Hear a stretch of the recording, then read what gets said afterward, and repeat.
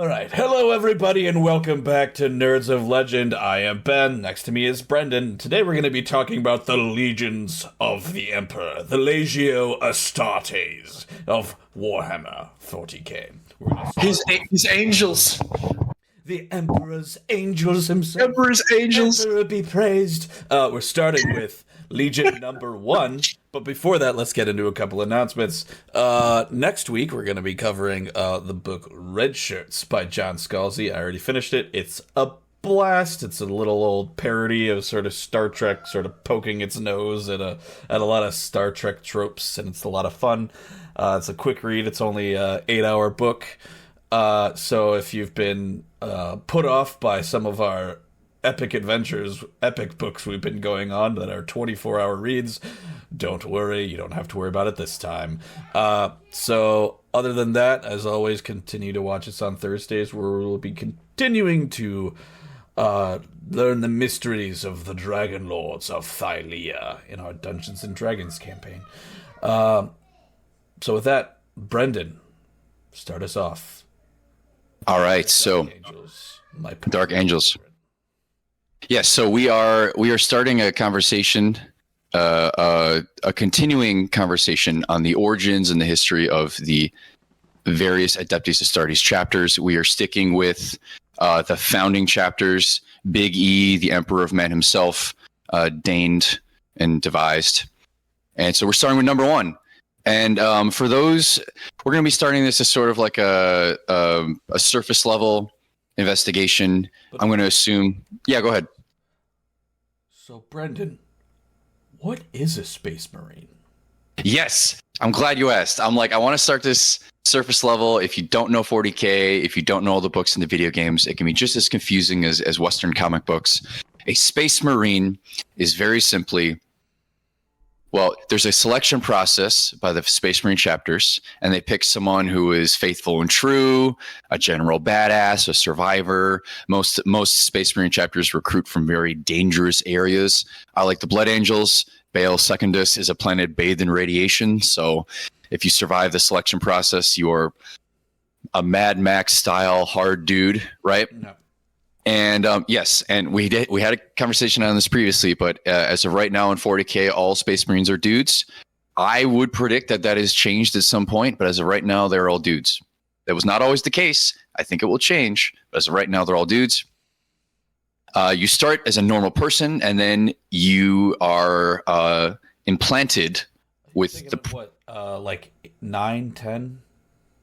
You're like right before like puberty, right? Is when they yes, yeah. It varies from like the ages of 9 to 12. If you're 16, you're considered actually very aged, and they take you very young because if you're selected to be a Space Marine, you go through rapid biological change. Your genome is rewritten. Your very chromosomes are changed because you're implanted with the progenitor glands, the Emperor's gene seed. So you're actually implanted with it's basically like a cocktail of enzymes and chemical compounds and there's this massive change in you biologically, and you start to grow like redundant organs, and your rib cage becomes a carapace that completely shields the organs, and Space Marines grow to be around 8 feet tall. There are some that grow bigger, some that grow smaller.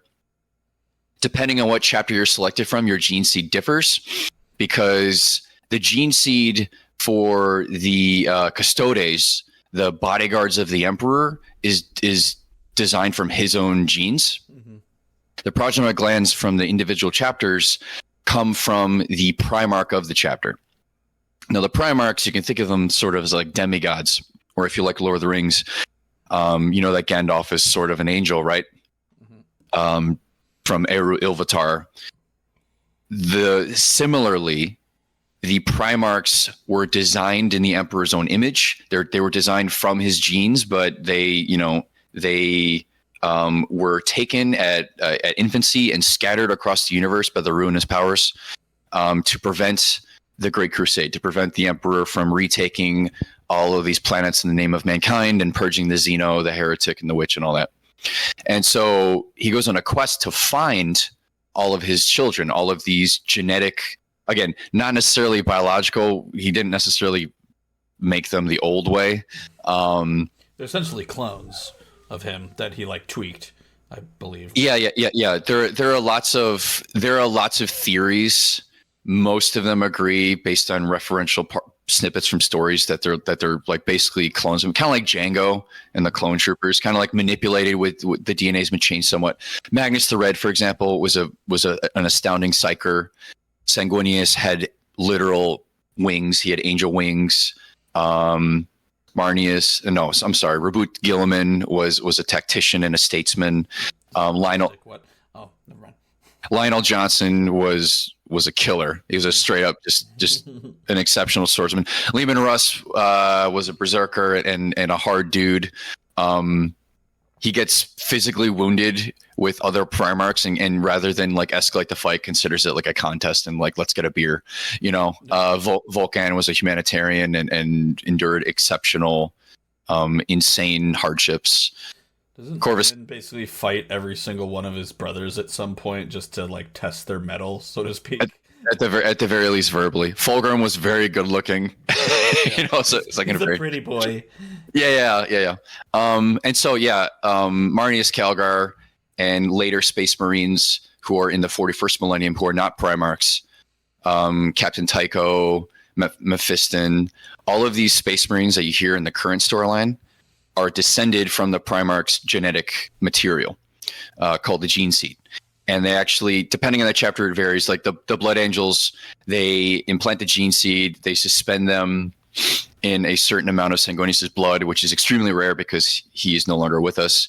And they are entombed in a sarcophagus with the image of Sanguinius over it, and they're left for weeks. 2 years. Yeah. So even longer than that. And they basically age like a fine scotch. Mm-hmm.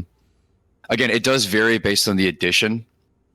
I think as of right now, they take months and months, and I think around 2 years it would have to vary. Mm-hmm. I think if you go back far enough, we talked about this in previous episodes. Space Marines were the same height as guardsmen, like regular soldiers, and they wore camouflage on their armor. And nowadays they're they move so quickly at tall juggernauts. They move faster than human senses, and they move so quickly at speeds faster than human comprehension that there's actually something called transhuman anxiety, where you have trouble processing that they're real, and like normal humans will like immediately just fear their magnanimous presence. And Matt Ward, when he was given the keys to the kingdom and started writing, they added like glands that can spit up acid to help Space Marines like chew out of bonds and eat inert matter. And I know there are some Space Marine chapters that can consume the flesh of enemies and learn their memories. And they're implanted with certain. There's like 17 different organs they're implanted with as well. Yes, like the black carapace, which is what allows. Is basically a bunch of different like ports and stuff that are added to their implanted in their body so that they can wear the power armor.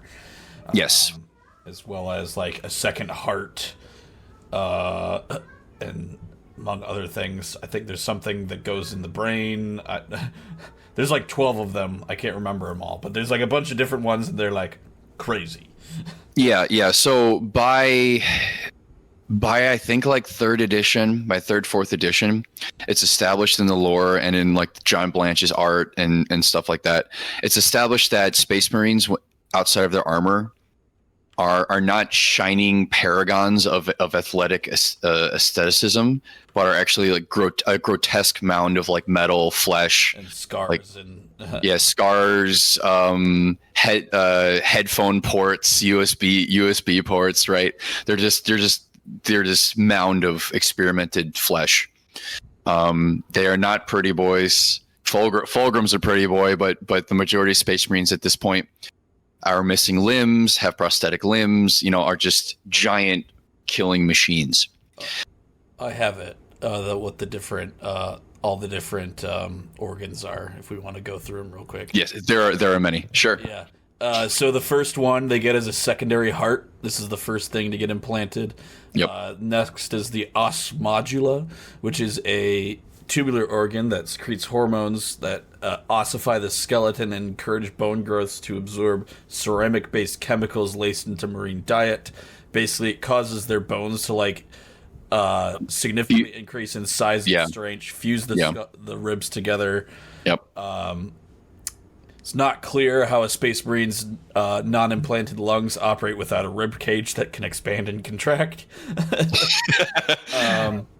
I imagine the lungs get beefy. I don't know. Next is the Biscopia, which is another organ in the chest cavity that vastly increases muscle growth. So basically, it's another thing so that they like these like little like 8 to 12-year-olds can like grow to like 8 feet tall in the course of several years. Mm-hmm. I'm not going to get into apparently there's 3 different Primaris implants. I'm not going to get into that because we're not talking about Primaris Marines right now. Long story short, they retconned Space Marines to be improved because the miniatures were the same size as normal humans, and for years people are like Space Marines need to be bigger because of the books. Yeah. So Primarchs Marines are current timeline. They're slightly modified, improved Marines. They're a soft retcon in the story to make the miniatures bigger than normal people, and so they get a couple additional organs. Oh, interesting. Actually, I'm going to get into this. So this is implanted at the same time as the Biscopia. That's the muscle growth one. The first, it's the Phase 3 Alpha, which is the sinew coils, which basically cause Space Marine sinews to be reinforced with durametallic coil cables. So basically, like, to explain how their like muscles stay connected to their bones, even though they're like gigantic. Next is the Magnificat, or the amplifier, inserted into the brain, increases body's growth functions, while also intensifying the osmodula and Biscopia. So that's basically it's an improvement on the Immortus gland the Emperor made for the Primarchs. Then the third one is the Belisarian Furnace, or the Revitalizer.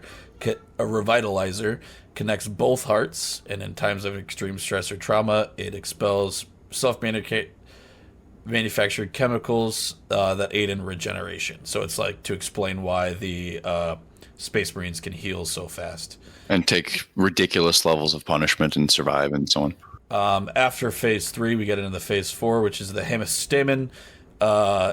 Increases the hemoglobin content of the subject's blood. It makes it more efficient at carrying oxygen. It makes the blood a bright red.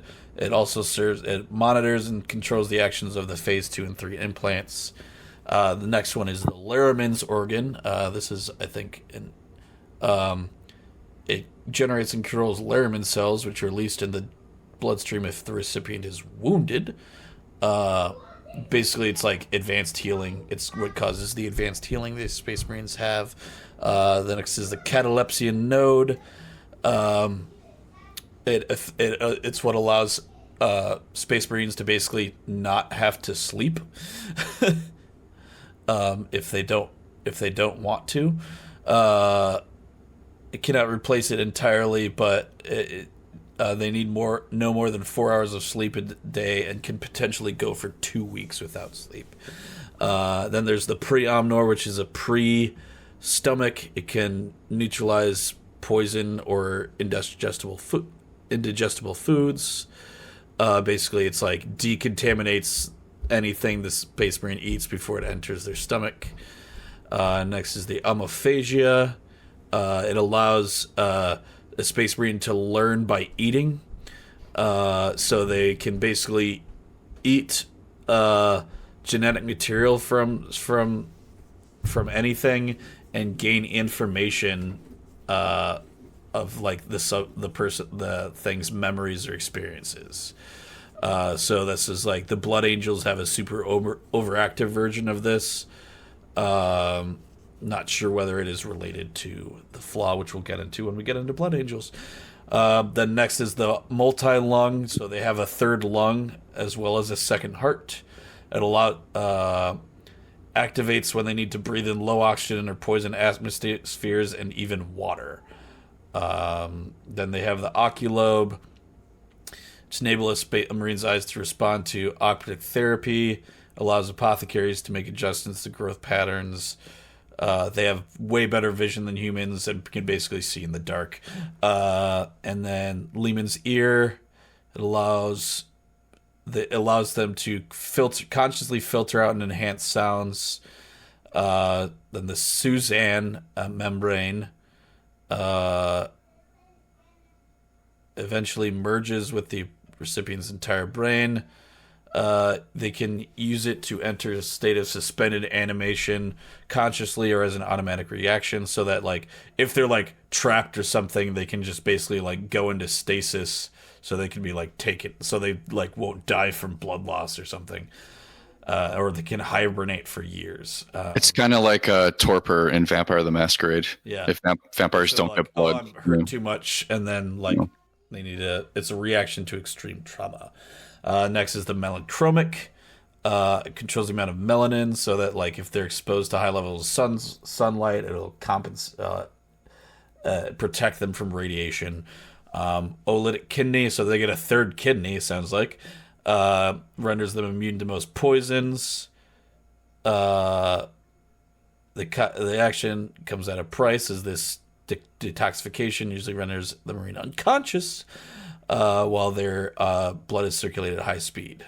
It's disc defragmentation. Yeah. Next is neuroglottis. Sense of taste and enhanced. Can even track a target by taste. The next is the mucranoid. Sweat, a substance that coats the skin and offer resistance to extreme heat and cold, and even offer protection in vacuum. Betcher's gland. This is the one. It is a poison gland that is implanted in the lower lip, so it allows them to basically have venomous spit, a blinding poison, and can burn away strong metals. Then they have the progenoids, which is like the main thing that is basically contains the gene seed. Then finally, the black carapace. Resembles a film of black plastic implanted directly beneath the skin of the Marine's torso, hardens on the outside and sends invasive neural bundles into the Marine's body. After the organism is matured, it is fitted with neural centers and interface points, allow the Marine to interface directly with power armor. So, so that's kind of like the whole of it. The last one is also insanguination, which the neophytes of the Blood Angels drink blood from their Primarch, and it does some stuff. But yeah, so that's basically all the organs Space Marines get. We probably spent too much time talking about that, but it's kind of fun to think about, because there's like 23 different organs that Space Marines get implanted with in order to make one Space Marine. Then there's all the neural conditioning and stuff beyond that. So, well, it sets a precedent for those who aren't necessarily introduced into the universe, or who are maybe intimidated by it. There's 35 years, pushing 40 years of lore and magazine articles and books, and it's intimidating to sort through. So just to give you an idea of how hardy Space Marines have to be, the Adeptus Astartes, to go out and kill in the Emperor's name and cleanse the universe. They go through a lot. They take children, implant them with a bunch of organs, and through genetic manipulation and cybernetic enhancement, turn them into giant killing machines that through a hellish process that I think somewhere roughly like 80% die from. Yes, even more than that. I don't know. So because the universe is grimdark, there's a heavy attrition rate. If you don't know what grimdark means, it's taken from the famous tagline of the game: "In the grim darkness of the first millennium, there is only war." So the universe is grimdark. Everything is sad. Everything is dark and gloomy. You will never be happy. You'll never be happy. The universe is run by Catholic space fascists who are cyborgs that obsessed with bureaucracy, and smiting and inquisitions and witch burning, and you're lucky if you get a quick death. And so that's to set the tone. As you can imagine, being a little skinny Catholic kid in Catholic school, like you can. Okay, I get this. Like, this is my fandom, right? So yeah, so you may be wondering, how do the Dark Angels fit into all this? Well, having the idea of the Space Marines, the Emperor came up initially with genetically modified super soldiers called Thunder Warriors, who were sort of like the first draft, and used them to take over Terra, Holy Terra, Earth first. Basically subjugated the whole solar system, right? Yeah. And so what ends up happening is the Space Marines are devised from his Primarchs, who are basically an improvement on the Thunder Warriors, who are becoming mentally unstable. And he needs, after taking our Milky Way solar system, right? He needs more soldiers to go out and to go on the Great Crusade and take planets and systems for the Imperium. And so the Space Marines initially are drawn from survivors of this, survivors from the Great Crusade, because remember, the Primarchs are stolen from infancy and scattered. So there are many instances of Primarchs being found by their own Space Marines and being given the legions. So they don't start with their Space Marines. The Space Marines are made from their material, and then years later, sometimes decades, right? They're like, oh, hey, we are your Space Marines. Angron, for example, he's angry. His name is Angron. Initially was hostile towards his own Space Marines and killed several of them on the deck of the ship that they brought him on. So the tendency to keep doing that when he got angry.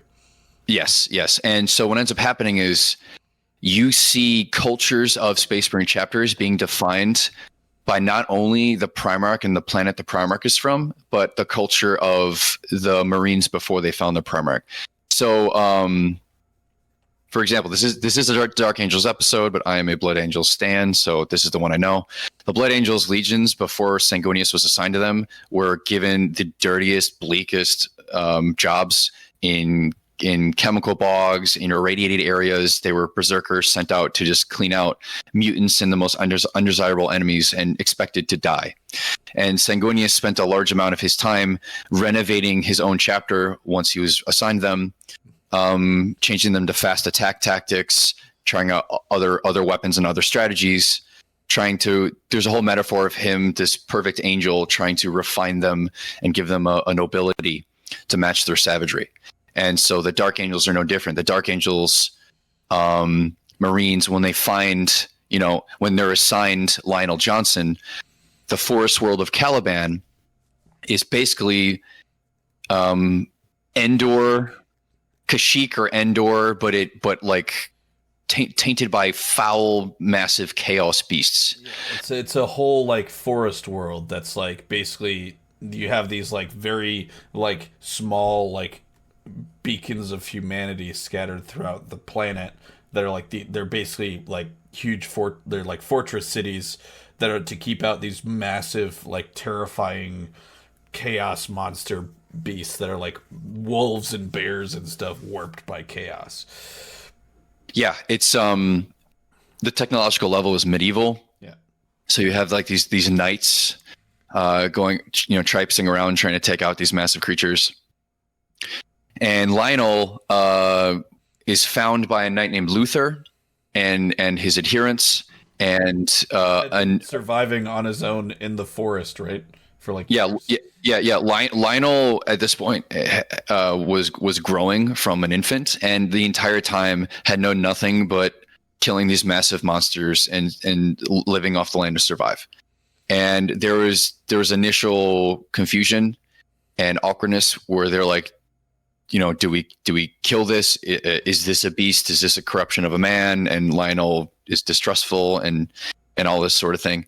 But because his genes are experimented upon and descended from the Emperor, right? Remember, 40K is this conflagration of all of these fandoms put together. Mm-hmm. The Emperor is a perpetual, literally comes back if he dies, which no one else knows. So it's straight up like Highlander. Mm-hmm. And there were other perpetuals like Highlander, and it's insinuated that he's like the last one or the only one we know of. So you got Dune, Highlander, Ancient Rome, all this stuff is thrown into this one big fandom. So Dark Angels is basically Arthurian legend. Arthurian legend. Yeah. Yes. You'll see like White Scars are like Genghis Khan. They're all on bikes and they're all focused on mobility. The Raven Guard are sneaky assault tactics with jump packs like Ravens. Mm-hmm. Space Wolves are space Vikings who are crazy and go ooh, and that sort of thing. So you see a very basic theme with these chapters. And the Dark Angels are brooding, secretive knights. And the reason why they're so secretive and the reason why they have such a past and why they hoard information and distrust the Inquisition, we will reveal. But as of right now in the 30K storyline, you could think of it as the Horus Heresy or pre-Heresy era, right? We're in the prequel trilogy. They are knights who are trying to desperately defend their forest world against these massive chaos beasts, who Lionel is able to dispatch with relative ease. You'll notice by the time Big E shows up, they're all like gone. He's like killed them all, right? Or no? Well, he's certainly taking care of the situation. The locals venerate him and follow him. You will see a recurrent theme as we go through the chapters. There's always some way that the Primarch takes control of the planet. Conrad Kurz becomes a leader of like these underground hive gangs. And Sanguinius is venerated as a deity because he's a perfect angel. He's a perfect winged being in an irradiated Fallout style desert. And so think of like Mad Max, and then there's like the Archangel Gabriel, who's just walking around like smiting enemies for you. And yeah, so they sort of worship him. Yeah, and so in every case, Reboot to Gilliman, I believe, like completely like system. He conquers it like he's playing Civ 5, and they like trade he and it by like age 14. Yeah. They have like a functioning government, and there's an Acropolis and pillars, and he's got trade and taxation and all that shit, right? Angron, I believe, is like the best gladiator there is. Yeah. So he's, the best killer. And so, yeah. So Lionel adheres to the ideas of chivalry and knighthood and smiting evil relatively quickly. And everyone recognizes this giant, massive skilled swordsman. He's this dusty blonde. He has he's initially portrayed as having really long hair. In earlier art, he doesn't have facial hair. They've since given him like goatees or facial hair. He's a bearded boy. His name is Lionel. He is lion-esque. He's got a mane, right? You guys get this. Yeah. He is lion iconography, all that stuff. Now, as of this time, the Dark Angels are all clad in black. It is referential to the shadowy world of Caliban that they're from. He is the first to be found. That is why they are the first legion. And the Emperor recognizes his straight up, simple and pure ability to smite. Yeah. Lionel is good at killing. He knows how to kill things. Arguably, if you read the lore and you interpret the myriad of books, he's arguably the best straight up killer of the Primarchs. I'll take a slight jump because the big news this past year at Adepticon was that he's back. He's in the 41st millennium. He was. We'll get into why he wasn't there, but he's since now in the current timeline. I won't go into who turns at the heresy because we'll do some heresy episodes. But let's just say he takes a big bad giant evil demon and beats him to death. Yeah. And he is a serious guy. Statistically in the game, he can cause, I think, more wounds than Reboot. So Reboot has effects for troops around him and everything. Lionel kills stuff. Yeah. And so his troops reflect that. The first company, the Deathwing, are those who are given Terminator honors, so they're allowed to wear the heavy Terminator armor, and they're clad all in this bone white. Since the events of the heresy, the Dark Angels are now this dark forest green. They have since retconned the decision to make them green by saying that we will get into why, but there's a schism with the chapter. And so the fallen, or those who are traitors, wear the black armor, and the current active loyalist Dark Angels wear the green armor. That relationship has since been repaired in the latest book. Again, I won't try to spoil too much for you guys, but you maybe we'll do that if we do a full-on Dark Angels episode. But next, we should talk about the Second Legion that we don't talk about. Yeah. So there's a famous meme. We don't talk about the Second Legion. We don't talk about Second Legion because it's a grimdark universe. There's this meme of a guardsman who's stuck on Who Wants to Be a Millionaire, and the question is, how many Space Marine chapters are there? Now, 2 of the legions have been excommunicated. You don't talk about them. You don't reference them. All of their iconography, all of their records have been purged. Very Roman style. So the joke is, if you reference that there are 20 Space Marine legions, you are denying the fact that 2 of them have been exterminated, and you're a traitor. Or if you say there are 18, you're technically incorrect because there were 20, and you are wrong as well. So it's sort of a catch-22. But yes, we don't talk about the Second Legion. We don't talk about what happened to them or why. We don't know anything about them. Don't know anything about them. The Primarchs don't even directly reference it. They're like, you don't want to be like the Second, do you? You don't want to end up like them, right? Wink, wink, right? Mm-hmm. How are we in time? How much can we talk? Oh, we're doing really good. That's why. Heck yeah. This along. Heck yeah. Moving on to number 3, the Emperor's Children. Yes. Led by the Phoenician, pretty boy Fulgrim. He's beautiful. He's dashing. He's got long, Bishonen hair. If you know anime, he walks this fine line. Walks this fine line between femininity and masculinity. And an expert swordsman. His troops are ebullient, and they're ostentatious, and they're covered in bling. Yes. I believe by the time of the pre-heresy, by the time of like the Great Crusade, they're purple. Purple. At this point, they're purple. The classic color of royalty, right? Like the Phoenicians. Purple and gold looks like. Yes, they are blinged out, and there's always this prevailing line that maybe Fulgrim's a bit too self-interested. Maybe he's a bit too full of himself. Maybe he's got too much of a chip on his shoulder. And if you don't know what chaos is, we've referenced it several times previously. It was hinted at being initially when the first rules of the game came out. You had like orcs and you had Tyranid references in the books. The Lost and the Damned, the Chaos source books came out after, but are the preeminent villain of the story. The ruinous powers. Tzeentch, Slaanesh, Khorne, Nurgle are, if you've ever read Stephen King's It, the chaos entities are considered gods. They've been around since time immemorial. This is a universe where if you believe something enough, it manifests physically. So chaos doesn't like the fact that they call the Emperor the anathema.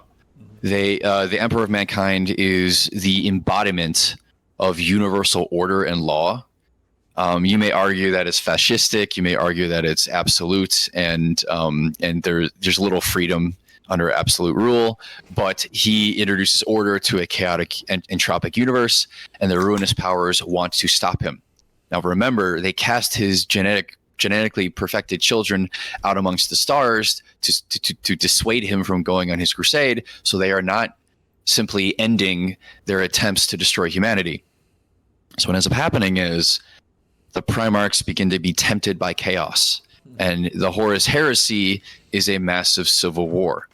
Fulgrim is tempted by his own pride, and he eventually gets tempted by Slaanesh. Do you want to go to number 4? Yeah, so they're, yeah, I guess we don't have to get in the whole Traitor Legion thing, but yeah, basically, they're super prideful, they're, like, super hedonistic. There's an interesting thing with their backstory in which, basically, there was an issue with their gene seed that caused, like, 90% of, like, the original Space Marines in the Third Legion to die off in infancy, like their progenoid. So when Fulgrim first meets his legion, there's only about 100 of them, right, or 1,000.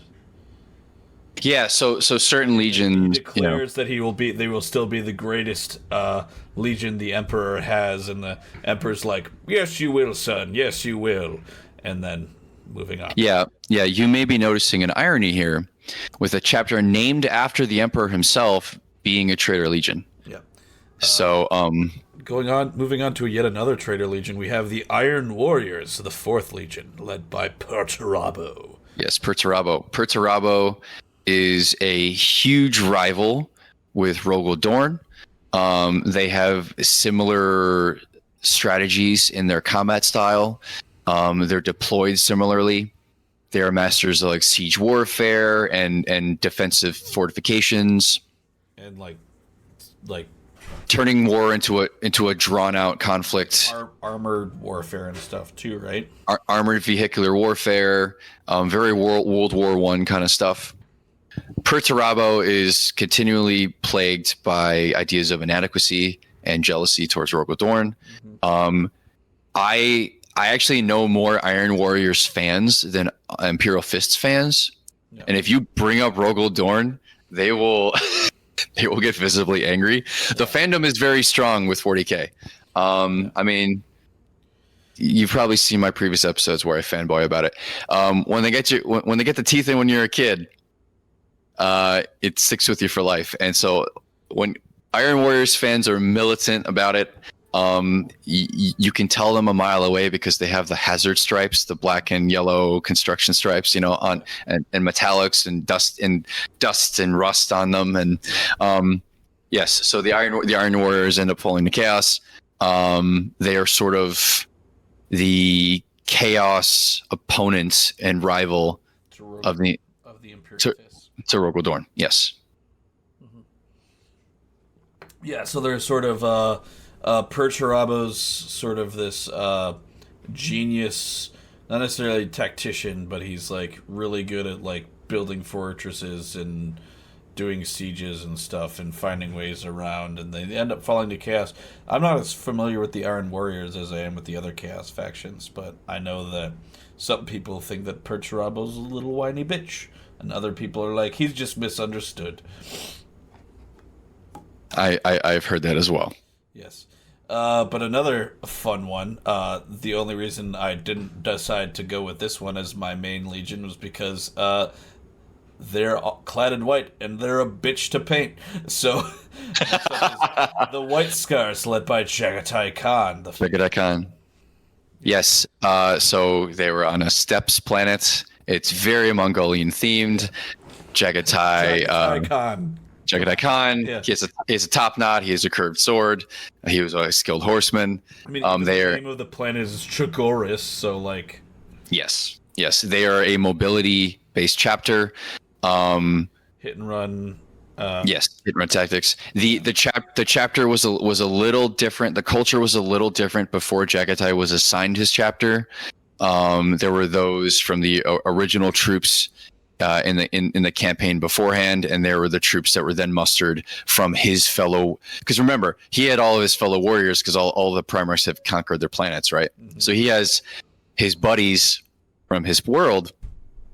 He's then allowed to give them his gene seed and make them Space Marines. And so there's the culture that he's developed with his buddies, and there's the initial bumps in the road with the troops assigned to him. So they do a good job of covering the actual initial adjustment period that chapters have. But Chagatai Khan ensures a relatively smooth transition compared to other chapters. Yeah. He's considered one of the more level-headed of the Primarchs. Yeah, there isn't really a whole lot of problems with it. Like some of these legions, there's a lot of problems with integrating the two like mindsets. But like Chagatai is pretty much just like, can you go fast? all right, you can go fast. We're fine. Yeah, yeah. Generally described as a cool dude. Nobody really has beef with Jagatai. No, nobody really has beef with Jagatai. Like, even the Trader Legions were like, I was like, you should join us. And he's like, no. And it's like, why not? It's like, because why? Yeah. The Trader Legions actually, rather than try to exterminate the White Scars, they actually tricked them to be like out in the boonies. And they're like, join us. And Jagatai's like, no. Yeah, I'm good. I'm good. And then he like charges in. Yeah. Yeah. So there's like this. There's initially during the Horus Heresy, there's this whole thing is like, are the White Scars traitors or no? And then we find out they're not. Yeah. Now the Sixth Legion, everybody knows the Sixth Legion fan. They are the Space Wolves. They one of the, if you recall. Yes, don't tell them that to their face. If you recall our Rogue Trader episode about the first edition of the game, they are one of the original chapters that they came up with, Rick Priestley and Games Workshop, and they are Vikings. They have gems and fur pelts, and also werewolves. They draw jagged teeth on their armor. They have an issue with their gene seed where they're prone to lycanthropy, and the Thousand Sons curse their gene seed, so they can't. For centuries, they can't have successor chapters to make reinforcements because the 13th Legion, they turn into wolfen, they turn into crazed wolfmen. You will see certain chapters have issues with their genetic code. Blood Angels, Space Wolves, that sort of thing. They are, let's see, Leman Russ, the Imperial pattern battle tank, the most prolific one in the game setting is named after Leman Russ. That's how much prowess he had in martial combat. Or do they just like name it after him and like? Initially it was just named after him. They may have changed it because the storyline's always morphing.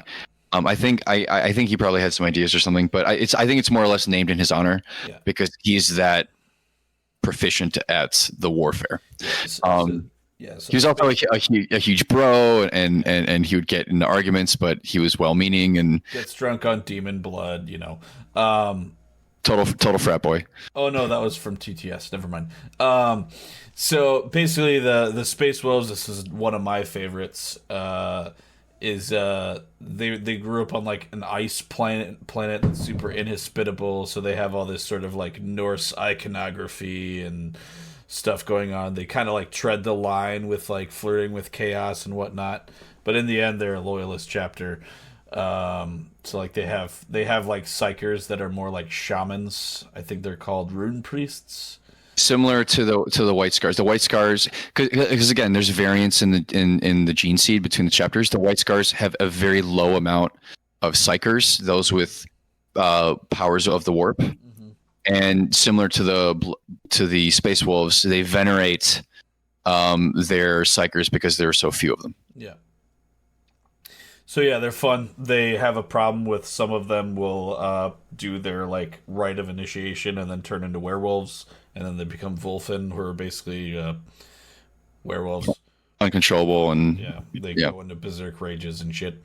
And then that's about it. Since we're just doing brief overviews. Moving on to the Imperial Fists. Yes. So Rogol Dorn is the Silver Fox. He's the guy that's going to become your stepdaddy. He grew up on Terra, and yet it took they found 6 other Primarchs before they found Rogol. Yeah. So Rogol grew up on Earth. The Imperial Fists were given the highly esteemed duty of protecting Holy Terra itself. They are the masters of. One second.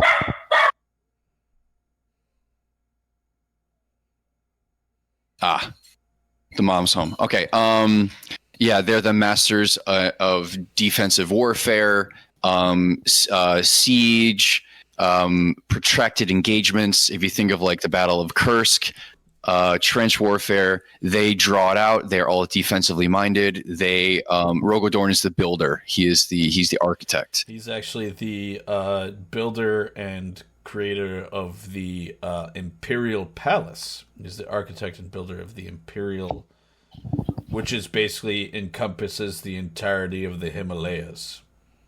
Yes, do not touch that man's Legos. Yeah, and which is why his guys, I guess they're yellow. I sometimes I think of them as wearing gold, but they're yellow and black. So his armor is gold. He's bling. He gets to wear gold, but he's a giant two-handed chainsword. I recall, yeah. and golden armor. He's got. Sure if he's dead or not. They think he's got a skeleton, but that might not be his. It's been retconned so many times. Mm-hmm. First, there's like nothing left of him, and then there's like nothing left but his hand, and now it's just the bones from his hand.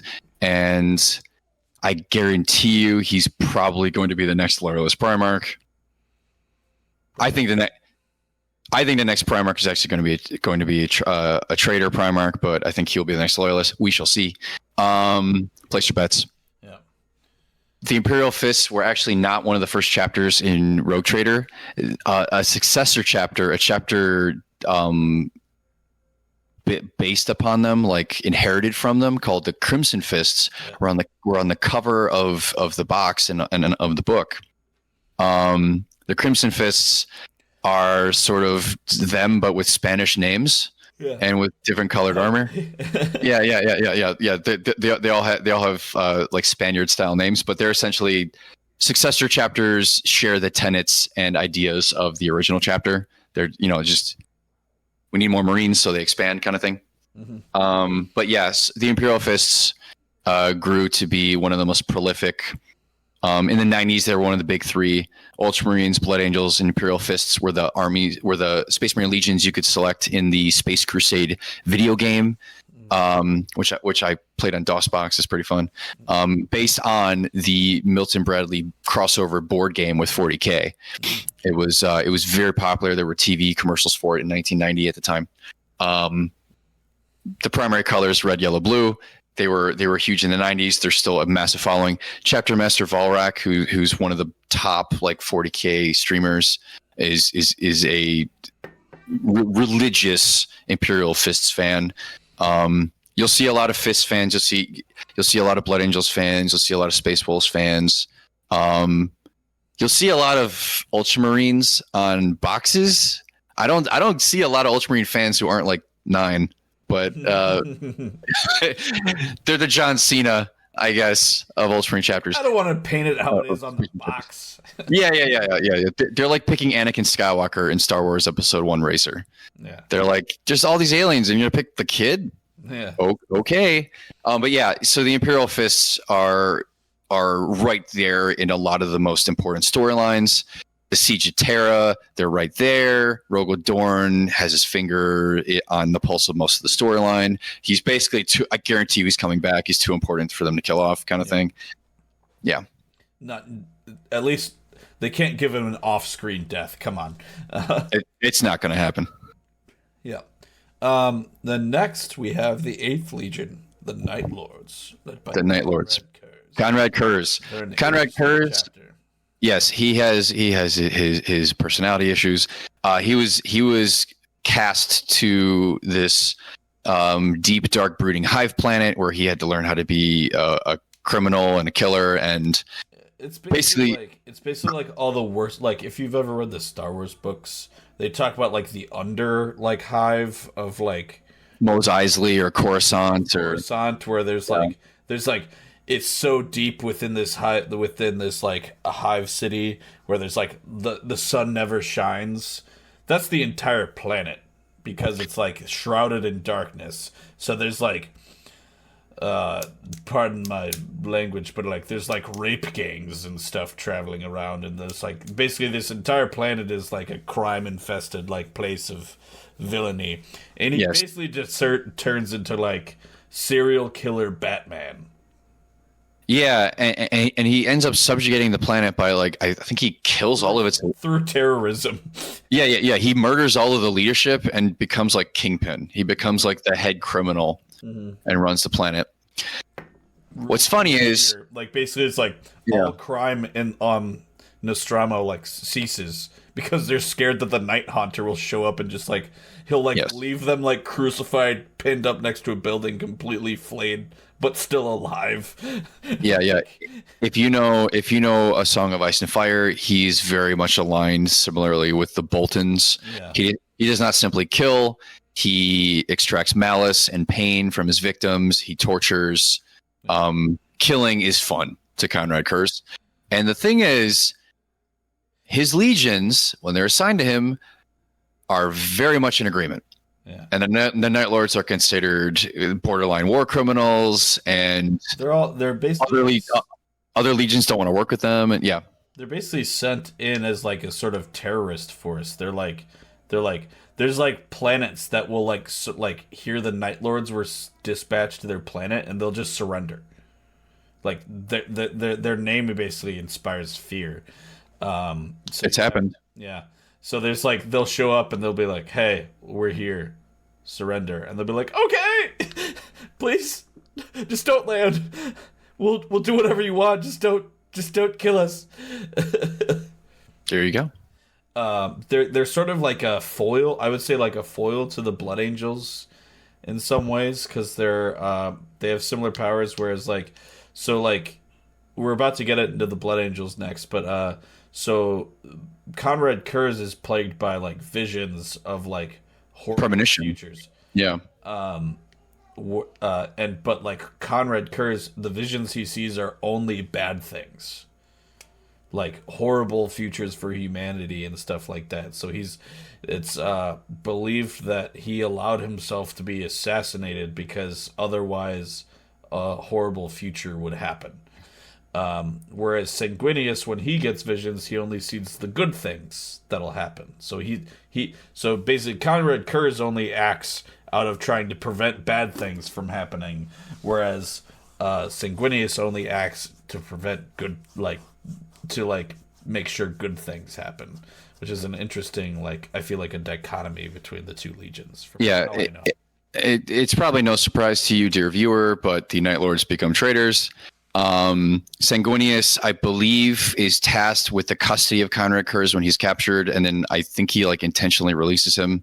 Mm-hmm. And so basically, like since they both are precognitives, he's like, your time will come, and Conrad's like, screw you. They had this little thing. But yeah, we're moving to my boys, number 9. Yeah. His angels of the blood, and so the Blood Angels are these they have this dichotomy of they are these noble, pristine looking angelic warriors clad in blood red armor, but they have to constantly control and temper their dark side, their urges, their base nature, because their gene seed is tainted. They have the red thirst and the black rage.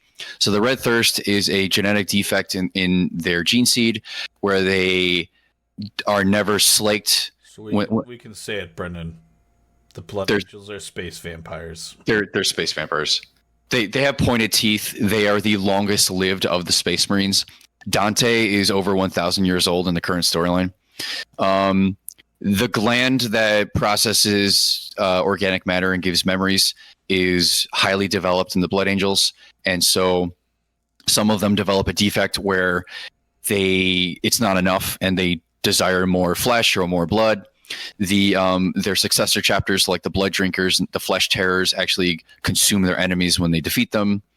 The Lamenters are just have purportedly solved their issues with their defect, but because of this are always forlorn and depressed.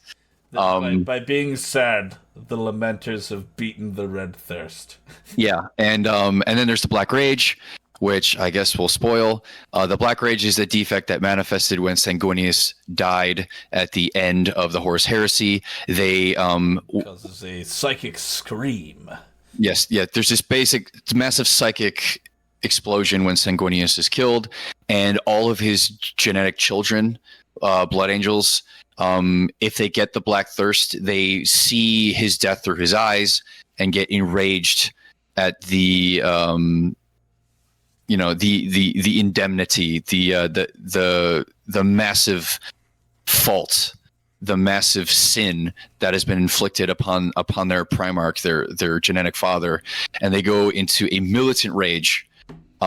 Similar to the Wolfen, they are assigned to death companies. Their armor is black, and they're given red saltires, red X crosses over their pauldrons and armor, and they are sent. They put in stasis until they can just be like released on some planet where they're just like, all right, just like they are barely controllable, and at all times are subject to massive psychic and mental trauma, and so they're just released upon any poor opponent that has to face them until they die an honorable death. Sanguinius had angel wings. He was essentially genetic perfection. He was a precognitive and had psyker abilities. He was the only Primarch when approached by the Emperor that asked what the welfare of his people, like what would happen to them if he had refused to join. So some of them are like, sure, I'll join, or I don't know. He was straight up like, if I do not join, like, do not harm my people. And he similar to Vulcan, he was humanitarian. Humanity was precious to him. Some chapters view normal humans as distractions at best. Some chapters, like the Ultramarines or the Imperial Fists, directly coordinate with human guardsmen. Others detest them. The Blood Angels consider it a holy duty to protect humanity.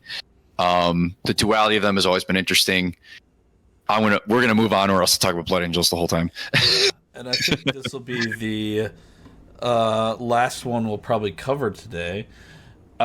Which will 10 out of 20 makes sense. 10 out of 20 feels like a good place to stop. Although we could talk about 11, but we don't talk about 11. We don't talk about 11.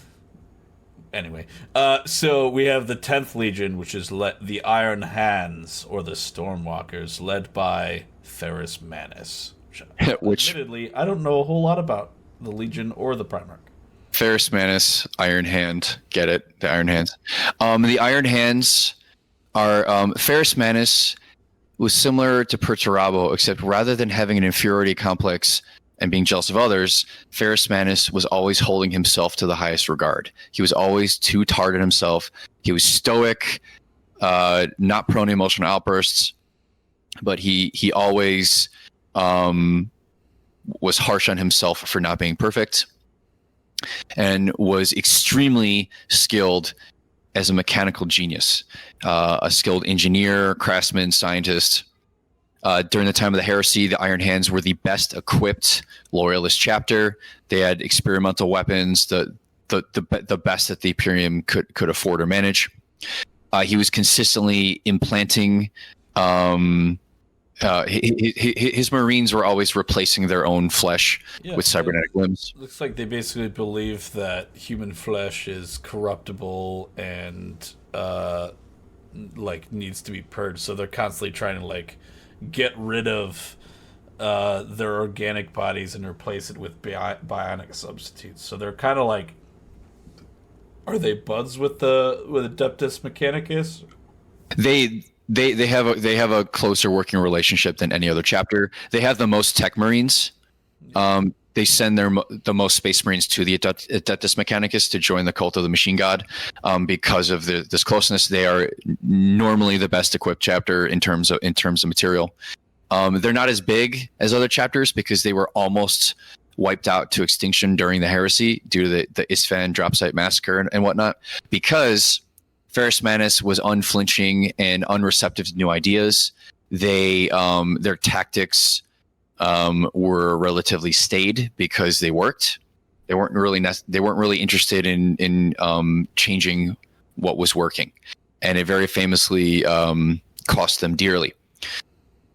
Ferrus Manus himself had actual iron hands. He found this strange viscous metallic material and dipped his hands in it, and it bonded itself to his skin, and he could not remove it. I believe they hint that it's like Necron in nature later on in the story. But he has literal iron hands. He's really good with tools and machinery. Very stoic. Because his body was never recovered from Isfahan 5. He was beheaded, but by Fulgrim. By Fulgrim, but in a duel, his body was never recovered. They're also they were very good in the previous edition of 40K. The rules benefited them greatly, and they're very easy to paint because they're black with armor, and then they have like a silver hand where on one side, and so they're, for someone entering the hobby, they're very easy to get into. Yeah, they're pretty like just prime them black and give them some shinies, and you're good to go. There you go. Yeah, so I guess the last one is the 11th Legion is the second of the forbidden or forgotten exterminated legions of the 20. So with that, I guess the only thing we have to do is we'll start with the 12th Legion of the World Eaters next time. Mm-hmm. So, Brennan, you have any thoughts of the things you'd like to say about the first 10 legions, or Yeah, sure. Or... Yeah, so remember at the base of this, hey, we want kids to buy our toys. Let's give them different colors and see what people like, right? So when you're a child, when you're 12 and you go into Games Workshop for the first time, or you buy a book or something and you want to get into the hobby, you are drawn to a chapter that speaks to you because everyone at some point gets Space Marines. You may dislike them now as an adult, or you may be like, oh, I don't want to go follow the trend, but at some point you were given free Space Marines. Mm-hmm. And I remember at the age of 7 given on the sprue free second edition monopose Space Marines at a hobby convention, which I still have to this day. And I remember my first issue of White Dwarf, opening it up and seeing the Blood Angels and getting a rule book and reading their story and connecting on a personal level to that. You may be like, hey, it's a bunch of colors and a bunch of tropes. You got like Genghis Khan, and you got a guy who's like resistant to fire, and a guy who's literally like the Crow comic book, and that guy's name is Lionel, and he's a lion, like a lion-esque, and that guy is a Viking, and this is all rather rote. But the fun thing about it is you can play any number of these legions, and you just say they're a successor chapter, and you can paint them any goddamn color you want. Yeah, that's the thing. There's the variability that brought people into the hobby led into the dozens and dozens of books and the relationships that Primarchs had with each other. There's so many memes online. If you look up 40K, the memes about how the Primarchs respond to each other in situations, much like characters in a very popular anime or something. Yeah. Like I've seen memes about like Lehman, Rabute, Corvus, and Rogel like playing Dungeons and Dragons, and and how they'd respond to each other. And those the ones I sent you. There's such a connection on a personal level of fans of the hobby to these Primarchs and to their chapters that it's almost like we're Americans, and it's like getting involved in the English Premier League and like us picking a team, and like there's so much history. Like You Never Walk Alone, or like there's like the Gunners, or there's the history behind Spurs and Manchester and whatnot. It's like if you're like getting interested in the NFL for the first time, and you're like, hey, what team do I want to follow? And there's the colors and the history, and there's the rivalries.